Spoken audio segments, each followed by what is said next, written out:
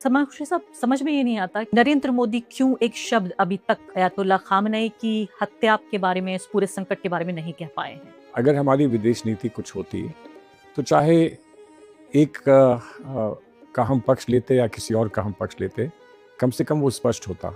जब विदेश नीति ही नहीं तो विदेश नीति नहीं है तो फिर विदेश मंत्री क्या कर रहे हैं और विश्व गुरु क्या कर रहे हैं? आप कह रहे हैं हमारी विदेश नीति नहीं। यकीनन, और वो बात बहुत वाज़ेह हो गई जब हमसे ये कहा गया कि आप 30 दिन तक रूस से तेल ले सकते हैं। मतलब हिंदुस्तान यहाँ आकर खड़ा हो गया। ये एक वक्त था हिंदुस्तान में कि हिंदुस्तान से कभी ये नहीं किसी ने कहा है कि हम आपको बताएंगे यहाँ पे क्या करना है।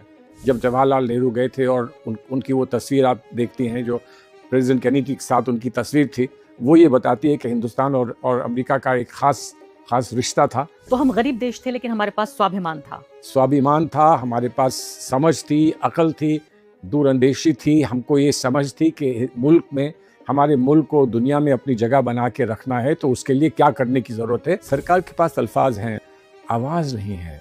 नरेंद्र मोदी जी जिस वक्त वो इजराइल की यात्रा पर थे, नरेंद्र मोदी इस्तेमाल हो गए।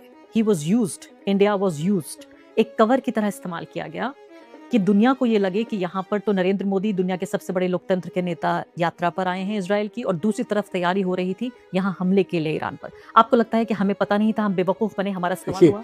अटल बिहारी वाजपेयी जब चाइना गए थे और चाइना ने वियतनाम पे अटैक किया था, उनके वहाँ पर रहते हुए, तो वो फ़ौरन जहाज़ पकड़ कर हिंदुस्तान लौट आए थे और एक स्पेशल मैसेज दे दिया था कि हम वियतनाम पर जो आपका हमला है उसकी सहमति हम नहीं देते। तो ये इन्होंने वैसा क्यों नहीं किया? तो क्या हमें बेवकूफ़ बनाया गया? देखिए, हम मूर्ख बने क्या? अगर कोई समझदार नहीं है, नासमझ है, तो उसको बेवकूफ़ बनाने की ज़रूरत नहीं होती ना। क्या हम इजराइल से प्रेरणा ले रहे हैं? हम ये चाहते हैं कि जो सच्चाई है वो हमको बता दीजिए, मुल्क को बता दीजिए। नेतन्याहू जो नरेंद्र मोदी जी के दोस्त हैं और वो फादरलैंड हैं और हम मदरलैंड हैं, तो कम से कम इतना तो अपना इन्फ्लुएंस इस्तेमाल करते कि नेतन्याहू से कहते कि ये जंग मत करो। क्या आप ये कह रहे हैं? कहा, ये भी नहीं बताते हैं कि उन्होंने ऐसा कहा।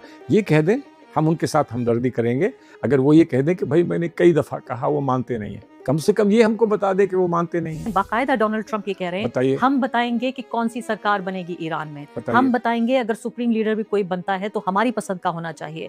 नए सुप्रीम लीडर जो बने हैं मुश्तबा खामेनेई, उनको लेकर खफा हो रहे हैं डोनाल्ड ट्रंप, बयान दे रहे हैं। तो इससे ज्यादा इंपीरियलिज्म या साम्राज्यवाद और क्या होगा? मैं वापस दूसरे सवाल और इस पर हम कुछ कहते नहीं है।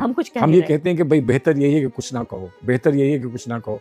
अगर उन पर हमला होता है तो कुछ ना कहो। अगर ये कहते हैं कि हम किसी और को चाहते हैं तो कुछ ना कहो, बस चुप रहो, कुछ ना कहो। कहोगे तो बात बिगड़ जाएगी, दूर तलक जाएगी, इसलिए चुप रहो। तो क्या हिंदुस्तान की विदेश नीति चुप रहने की विदेश नीति है? तो ये कौन सा विश्व गुरु है जो हर एक से पूछ कर अपनी क्लास चलाता है?